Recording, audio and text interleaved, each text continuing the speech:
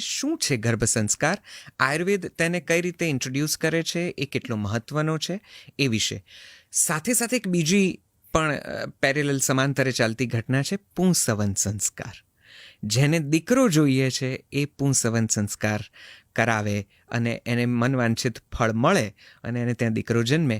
આ વાતનો પ્રચાર પણ એટલો થયો છે, વિરોધ પણ હવે ખૂબ થાય છે, અને એના લીધે આયુર્વેદ પણ ક્યાંક ને ક્યાંક આ વાતોના લીધે વગોવાય પણ છે, એને વખોડનારા પણ છે.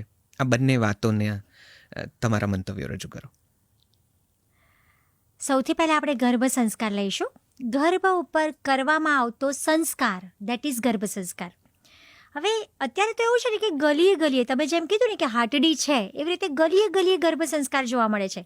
યોગ આવડે છે તે ગર્ભ સંસ્કાર કેન્દ્ર ચાલુ કરી દેશે, ફિઝિયોથેરાપિસ્ટ છે તે લોકો ગર્ભ સંસ્કાર કેન્દ્ર ચાલુ કરશે, થોડું ઘણું આમ જાણે છે, થોડુંક એવું છે કે સાયકોલોજીનો થોડો અભ્યાસ કર્યો છે એ લોકો પણ ગર્ભ સંસ્કાર કેન્દ્ર ચાલુ થશે. ગાયનેકોલોજિસ્ટ પણ હવે તો ગર્ભ સંસ્કાર એક્ઝેક્ટલી, કરે છે. બરાબર છે કે નહીં, અમે એ બધું કરી રહ્યા છીએ. પણ બેઝિકલી આ સબ્જેક્ટ એ આયુર્વેદનો છે. આ શબ્દ આપનાર પહેલું શાસ્ત્ર એ આયુર્વેદ છે. ઓકે, સો આયુર્વેદના ફંડા શું છે કે તમે એક રોગિષ્ઠ બાળકને જન્મ આપો છો ને, એ પણ માતા માટે એક પાપ છે. માતા ધારે ને તેવું અને ધારે તેવી સ્વસ્થતા ધરાવતું બાળક જન્મ આપી શકે છે. તો એક સરસ મજાનું ઉદાહરણ આપવા ઈચ્છીશ કે હમણાં મારી પાસે એક બેન આવ્યા હતા.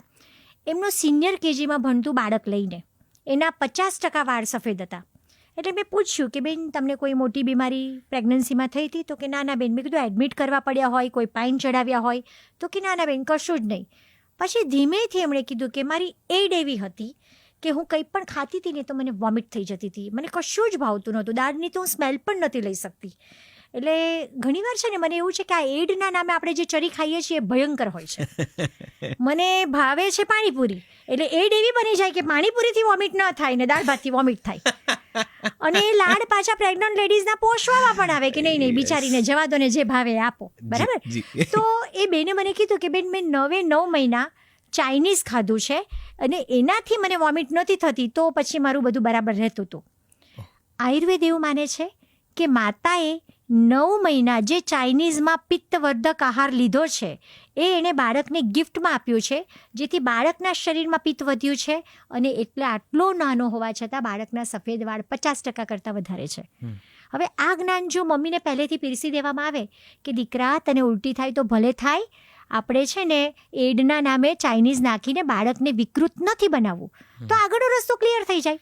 સો આયુર્વેદમાં સૌથી પહેલી વાત છે કે બાળક રાખતા પહેલાં મમ્મી અને પપ્પાએ અત્યાર સુધીના મંચુરિયન, દાબેલી, પાણીપુરી જે ખાધા છે તે કાઢી અને શરીર શુદ્ધિ કરી નાખવી જોઈએ.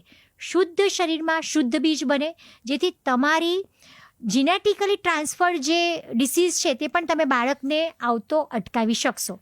એટલે સૌથી પહેલાં પંચકર્મ દ્વારા બીજ શુદ્ધિ થવી જોઈએ. બહુ સરસ મજાની વાત છે નૈષદ કે દરેક દેવોને પ્રાર્થના કરવામાં આવે છે કે અમારા તરફ ઉત્તમ આત્માને મોકલો, જેથી અમે ઉત્તમ આત્માના નિર્માણનું, એના જન્મનું માધ્યમ બનીએ. એવી ભાવના સાથે સમાગમ કરવામાં આવે છે. અને પછી જ્યારે પ્રેગ્નન્સી રહે ત્યારે 9 મહિના દરમિયાન ગર્ભિણી પરિચર્યા, એટલે કે પ્રેગ્નન્ટ લેડીઝે શું ખાવું શું ન ખાવું એનું વિસ્તારથી જ્ઞાન આપવામાં આવે છે. એઝ ફોર એક્ઝામ્પલ, આયુર્વેદમાં એવું કીધું છે કે ષષ્ઠે બુદ્ધિ, 6ઠ્ઠા મહિને પેટમાં બાળકને બુદ્ધિનું અવતરણ થાય છે, તો મમ્મીએ 6ઠ્ઠા મહિને બદામ ખાવાની હોય. પહેલા મહિનાથી બદામના ફાકડા ભરવાની જરૂર નથી. બરાબર. મમ્મીએ 6ઠ્ઠા મહિને સુડોકુ, ક્રોસ પઝલ્સ, આડી ચાવી, ઊભી ચાવી આ બધું સોલ્વ કરવાનું હોય, જેથી બાળકની બુદ્ધિ શક્તિને આપણે ચેન્જ કરી શકીએ, એમાં આપણે ફેરફાર લાવી શકીએ. સો પંચમે મનઃ, 5મા મહિને બાળકમાં મન આવે, ષષ્ઠે બુદ્ધિ. તો આવું સરસ મજાનું આમ વિસ્તારપૂર્વક બધું લખેલું છે કે આ મહિને આ ખાવાનું, આ પીવાનું, આવું કરવાનું, આવું નહીં કરવાનું. બસ એ આખી જે જર્ની છે ને, ધેટ ઇઝ ગર્ભ સંસ્કાર. At the time of delivery, in fact I would like to share you કે અમારી છે ને ટીમ છે, મારી સાથે ગાયનેકોલોજિસ્ટ છે, મારી સાથે બાળકોના ડૉક્ટર છે, અમારી એક ટીમ છે કે ગર્ભ સંસ્કારવાળા બાળકનો જન્મ થવાનો હોય એટલે અમારા ગાયનેક એના જમણા કાનમાં શ્લોક બોલી દે જે ચરકે કીધો છે.